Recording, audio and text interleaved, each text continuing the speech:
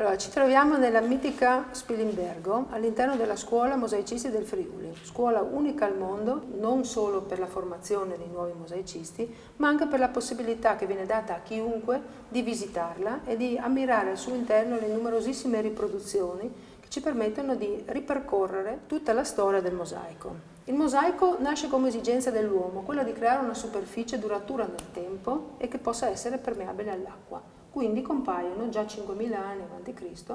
i primi pavimenti in ciottoli.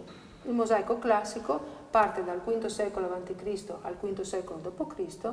e i primi a inventarlo sono i greci, con la tecnica dell'opus vermicolatum, una tecnica che prevede il taglio a mano con la martellina in tessere minute e accostate minuziosamente le une alle altre a costituire un'immagine proprio particolare. I romani fanno proprio questa tecnica, però vanno oltre, aumentano la dimensione della tessera, aumentano lo spazio tra una tessera e l'altra, la fuga, permettendo così il rivestimento di più ampie superfici.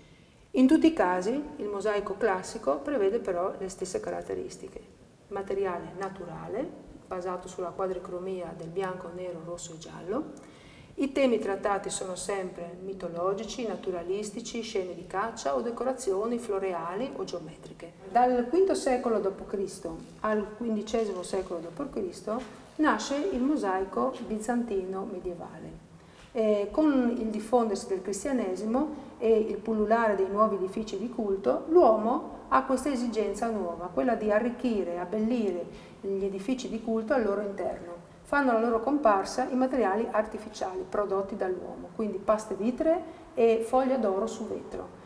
I colori brillanti e lo sfavillio della luce dell'oro permettono di riproporre temi dell'Antico e del Nuovo Testamento e rivestire pareti, volte, cupole all'interno di queste nuove chiese e aiutare il fedele in una preghiera, una maggiore congiunzione con il suo Dio. L'arte bizantina nel mosaico vede due fasi. La prima, dove la regolarità delle tessere si perde, utilizzando tessere di formati differenti, utilizzo anche delle madreperle, mentre nella seconda fase dell'arte bizantina c'è un ritorno al formato quadrangolare più regolare della tessera, soprattutto nell'iconografia. Il mosaico moderno si sviluppa dal XV secolo d.C. al XIX secolo. In questi anni rimane succube della pittura, in quanto si dice che la vera eternità alla pittura la dona il mosaico. Nasce quindi questa sana rivalità tra mosaicisti e pittori. E per mettere a disposizione al mosaicista una più ampia gamma di smalti, di tinte di materiale, nascono numerose fabbriche in tutta Italia per la produzione degli smalti. A Roma si arriva già allora alla produzione di 28.000 tinte differenti di smalti, per permettere al mosaicista di emulare ancor meglio la pittura, la traduzione quindi delle opere pittoriche. Individuiamo due fasi nell'arte moderna. Una prima più legata al periodo classico, dove le tessere, seppur seguendo un'armonia di andamenti, seguono un formato omogeneo. Nella seconda fase invece abbiamo già un'anticipazione verso quello che sarà la contemporaneità, modificando formati e dimensioni delle tessere.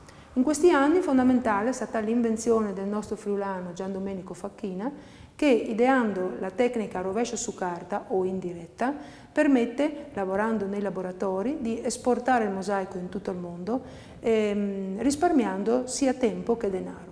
Dal XIX secolo ai giorni nostri parliamo di mosaico contemporaneo. La grande sinergia che unisce progettisti, design, architetti, pittori e mosaicisti permette la realizzazione di opere monumentali, opere che possono essere collegate in tutti gli ambienti, interni, esterni, sotto acqua o addirittura in tutte le superfici verticali, orizzontali, inclinate, in qualsiasi spazio. Questo permettendo sempre di rispettare le caratteristiche tecniche e visive del mosaico stesso. La caratteristica principale del contemporaneo è la tridimensionalità, resa possibile non solo dalla differenza di materiali utilizzati, ma dalla posizionatura delle tessere, che prevede angolazioni, spigoli bruschi, asperità volutamente creati, a far sì che la luce in modo differente colpisca le singole parti del mosaico.